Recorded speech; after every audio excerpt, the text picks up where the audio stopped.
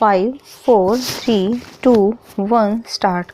Controverting the averments made by the petitioner, the stand taken by respondents number 2 and 3 in the written statement filed to the main petition as also in reply to the review petition is that the plot in question was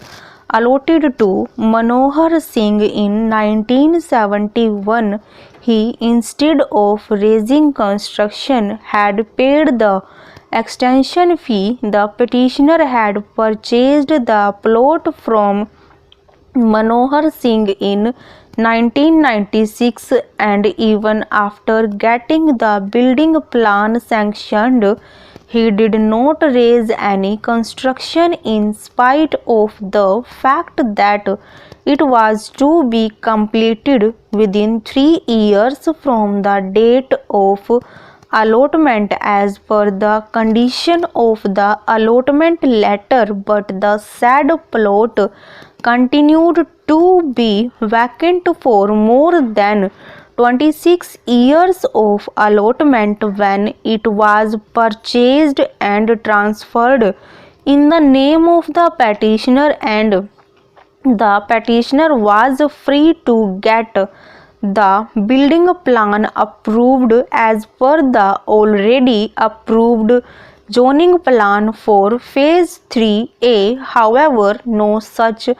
attempt was made by him. The petitioner, after purchasing the plot from Manohar Singh and furnished separate affidavits dated 7/10/1996 and 31/1/1997, wherein he undertook to abide the provisions of the Act and the rules framed thereunder as amended from time to time, and the conditions of allotment stanza. It was further undertaken by the petitioner that he would pay all the duties, if any, including the additional price in respect of the said plot as and when demanded by the estate officer, irrespective of the execution of conveyance sale deed, and in case of failure on his part the plot could be resumed. He also undertook to construct the building on the plot within the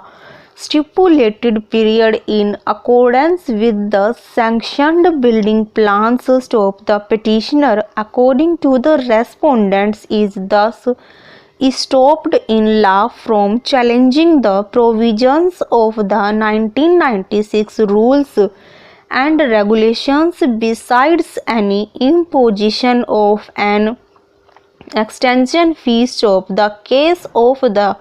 respondents further is that the amendments made in the 1996 rules were notified on 24/12/1998, and the amended zoning plan was available to the petitioner at the time of filing of the present writ petition, but he did not get his plan sanctioned as per that, and instead knocked the doors of the court without any tangible cause, whereas the majority of the plot holders have already raised the constructions after obtaining sanction from the competent authority, and that the extension fee has already been deposited by them as per the existing zoning plans.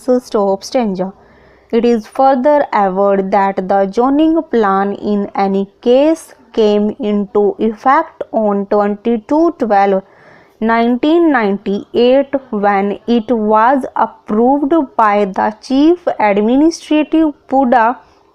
who is the competent authority to approve the same, and as this fact was in the notice of the petitioner, there cannot be any ground for the restraining PUDA from levying the extension fee with effect from January 2000, and similarly there cannot be any justification to impose time limit moratorium for the construction of the house or any remission of plan scrutiny fee oblique enhanced scrutiny fee etc. It is further asserted by the respondents that the adjudication on the point of raising of charges would be a very hyper-technical question which should be left to the engineers and the architects' scope. It has then been pleaded that the 1996 rules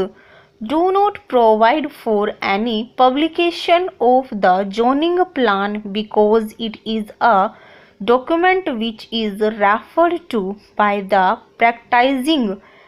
architects for preparing building zoning plans for the purpose of